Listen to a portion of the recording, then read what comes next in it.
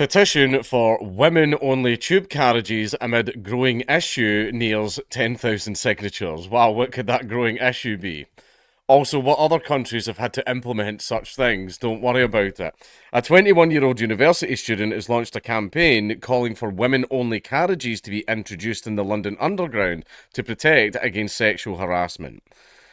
A student has launched a campaign calling for the London Underground to introduce women-only carriages, which is going to be fine until other type of people get on them and go, I belong here, let me on this carriage or I'll literally commit a terrorist attack. But anyway, 21-year-old UCL student Camille Brown set up a petition calling for Sadiq Khan to Transport for London to protect women by introducing at least one women-only carriage on all tube lines. At the time of writing, the petition has almost 9,000 signatures. After 10,000 signatures, petitions get a response from the government. Now, the very, very funny thing about government petitions is they're an amazing way of getting the government to tell you no a second time. Petitions literally don't do anything. They literally do not do anything. Like, the government is going to do whatever the hell it wants anyway. Right? The petition is just this little, what's it called? It's like a little placebo to make you think that you've got a say. You don't. The government's going to do whatever the hell it wants. But, still do your wee petitions. Camille, who grew up in London, wrote in her petition, public harassment of women on the London Underground is a growing issue, and TfL's approach is failing. We always see it, we do say it, but it's still not sorted. Ooh! Oh, sick burn on that motto that I'm sick of hearing. Reported sexual offences have risen year on year by more than 10% on tubes, trains and buses across the capital. That is incorrect, it's actually 33%. It's actually 33%, at least it was according to the last video that I did. So it looks like you can't get the numbers right. In figures given in response to a Freedom of Information request, TfL revealed that there were 2,671 sexual offences on the network reported to the police between February 2023 and January 2024. TfL says that this same period saw an increase in total passenger numbers as part of a post-pandemic bounce back, and that the growing number of reports was anticipated on the back of an anti-harassment poster campaign. I don't think you need posters to tell women what's okay and not okay to do to them. Like, no, you can't just grab a woman's boob on the train. You can't just do that. Maybe I was just raised differently, but I don't think you're allowed to do that. You're also not allowed to place your hand on the leg or anything like that. You're not allowed to do that stuff. And I'm pretty sure most women are very, very aware of that. I'm definitely going to instill that in my daughters when they grow up. If any man places his hand on your leg on the train, you immediately gouge his eye out. I'll pay for the lawyer. Don't worry. You won't be in trouble. Definitely never for that. Right? Just, yeah. You ever seen that scene in the Nick Cage movie Face Off? Like, like that. That's fine, darling.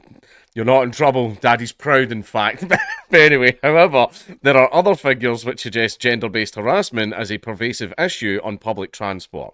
A 2023 survey by the British Transport Police suggested that over a third of women have been a victim of sexual harassment or offences while commuting by train or tube.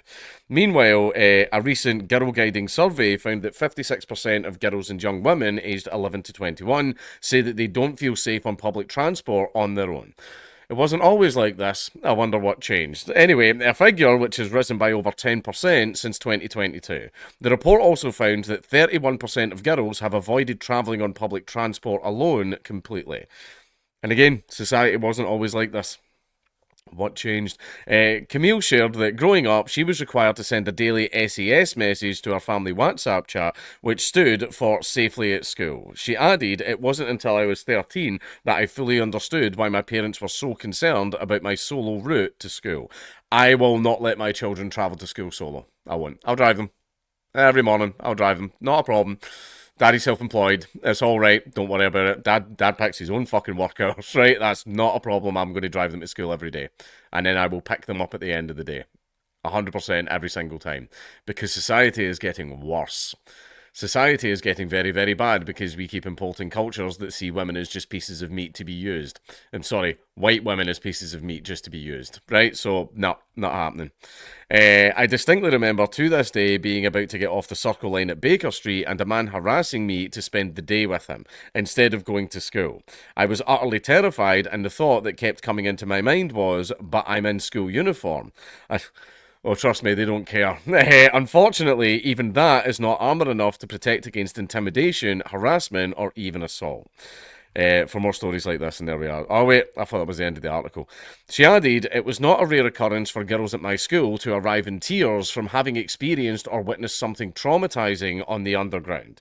However, despite the campaign, TfL have stated that they do not plan to introduce women-only carriages. Siwan Hayward, TfL's Director of Security, Policing and Enforcement, told The Mirror, everyone should feel and be safe when travelling across the network, but isolating women is not the answer to tackling sexual offences.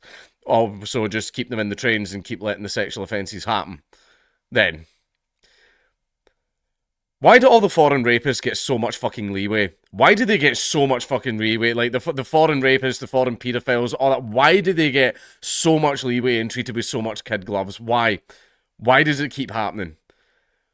How come, like, back in the day, it used to be a case of, like, I remember, like, there's been a few instances where I've witnessed this happening where the police had to come into the neighbourhood to rescue an outed paedophile. They were in with the shields, they were getting barraged with bricks and everything like that. The good old days, the great old days where communities got to decide, you're out.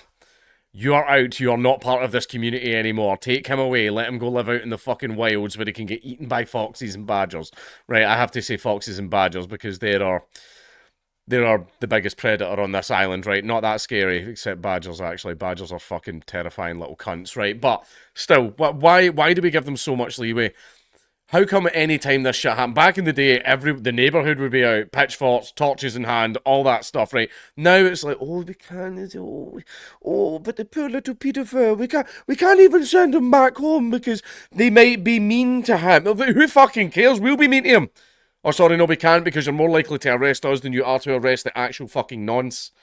Right, I don't understand this really, really soft touch approach that's just came from fucking nowhere and all seems to be for fucking foreigners. Right, I don't get it. I don't understand why this is the case.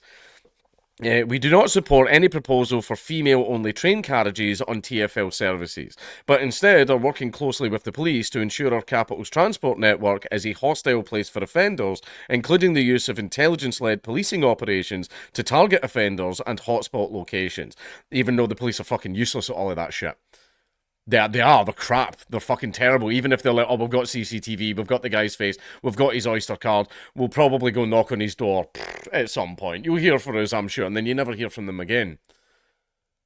Right, police-led intelligence operation. It's like, well, it's obviously shit if this stuff keeps happening, and a lot of it is serial offenders. Right, you've let the guy do it like multiple times before you finally clamp down on him. Women and girls should feel able to come forward and report any incident, confident that they will be taken seriously and that action will be taken. Alright, so you said he looked mid-30s. Brown? Oh, yeah, okay, anyway, we'll do our best, darling. Fuck off. That's why... I'll bugger off with this. That is why we have been working with the British Transport Police over many years to raise awareness of this issue, to help customers feel more empowered to report this behaviour. While we anticipated and welcome increased reporting, any incidents of sexual harassment is utterly unacceptable, and we are working hard to stamp it out on our network. We encourage anyone who experiences or witnesses this behaviour to report it to the police or a member of staff, so that we can take action against offenders and ensure preventative measures are in place. Now, I do not encourage violence in any way, and I am not saying that this is something that everybody should do. Like, that is definitely not what I'm saying. Definitely do not do the thing that I am about to describe. However, a lot of this stuff does not happen on Scottish trains because the situation gets handled. Right, basically, if there's a group of Scottish lads out for a drink, they see some schoolgirl sitting there, and some guy places his hand on her knee, and she's saying things like, "Get away from me, don't touch me." Those Scottish lads are going to stand up and a situation is about to occur, right? Something very, very bad is about to happen to that man. And it's a case of, like, It's one of the reasons, like, see, for example, whenever England go to places like for, like, or England or Scotland or even America go anywhere for a sporting event, like if they go to Rome or they go to, like, Budapest or they go to any of those big cities, pickpocketing in the city plummets. Do you want to know why? Because the locals just kind of like yell at them and it's just seen as an accepted part of life. But no, the English and the Scots and the Americans, whenever they were catching the pickpockets at it, they were beating the fuck out of them. They were stomping their fucking heads in the street, and what happened was all the pickpockets were complaining and stopped pickpocketing for the duration of the World Cup or whatever the hell was going on. So basically, mob justice does fix things, right? And if you want people to stop being nonces on trains, maybe it's time to start throwing them off the train while it's fucking moving. That is one way to solve the problem. Again, do not do any of the things I just described. I do not support violence in any way whatsoever and do not do any of those things. But I'm just saying. I am just saying, and that's all I'm doing, just saying, right? But still, Britain wasn't always as rapey and noncy as this, right? It's gotten extremely bad in the last few years, right? And if you basically look at the demographics of the people that are doing it, we all know exactly why, but we're not allowed to talk about that.